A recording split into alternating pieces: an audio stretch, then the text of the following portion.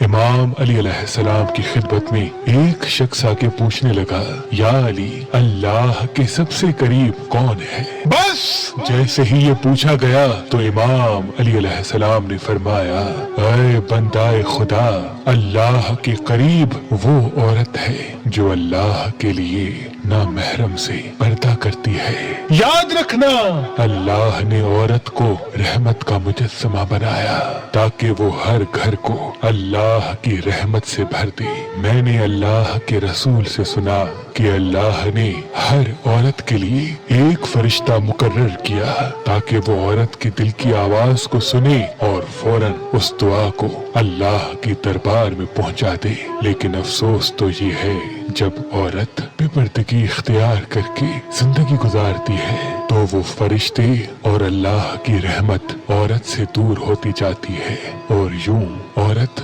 دکھ اور تکلیف کا شکار بنتی جاتی ہے۔